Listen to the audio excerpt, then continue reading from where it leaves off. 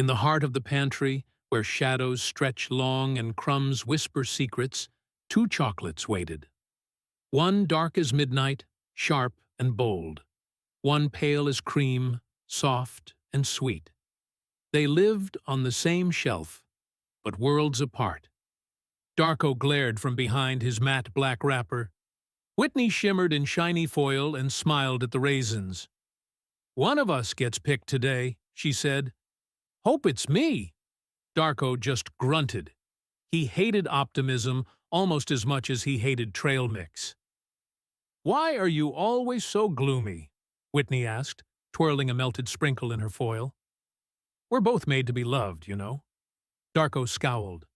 "Love? Nah. I'm the acquired taste. The one they unwrap and say, 'too bitter,' before tossing me back."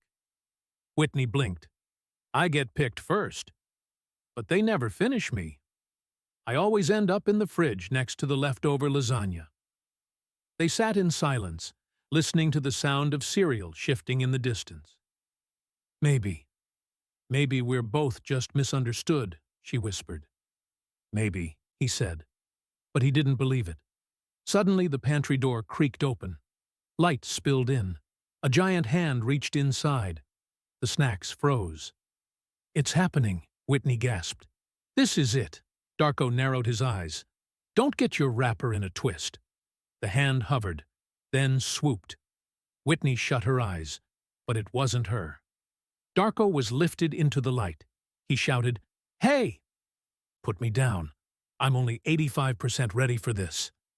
Whitney reached after him, her voice small. "Good luck, Darko." Darko soared through the air, flailing his little arms. Then, crinkle. He landed on the countertop with a dramatic thunk. A face loomed above him. "It's the dad," he muttered. "The one who always chews without looking." The wrapper peeled back. A square of Darko was broken off. Everything went silent. Crunch. He stared up at the ceiling in shock. He didn't even check the expiration date. Back on the pantry shelf, Whitney waited. And waited. Then, click. The fridge door opened. A chilly wind swept the room. In came Darko, half his wrapper gone. One corner, clearly, bitten. "You're back!" Whitney cried. "Barely," Darko said, shivering. "I saw things, Whitney. Yogurt, kale, a bottle labeled Mom's Bone Broth Experiment."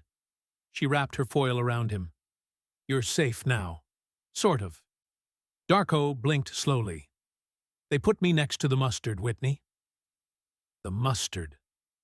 That night, Darko and Whitney sat together, crumbs all around, silence between them. "You know," Darko said, "maybe we're not so different." Whitney smiled.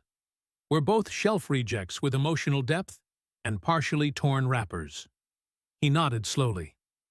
"And suspicious white spots that nobody can explain." They laughed. The granola bar rolled its eyes. "Ugh, millennials," it muttered.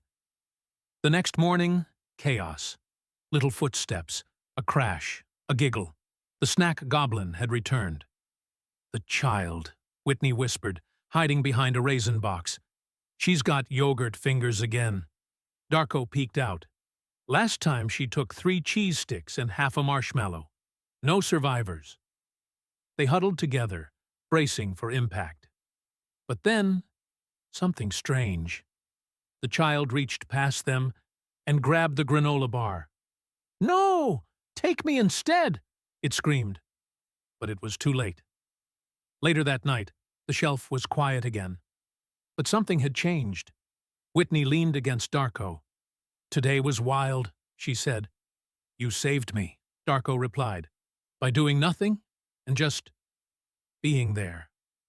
She smiled. "That's what shelf friends do." Outside, the stars twinkled through the kitchen window. Inside, Darko and Whitney rested, half melted, slightly broken, but together. And somehow, that was enough.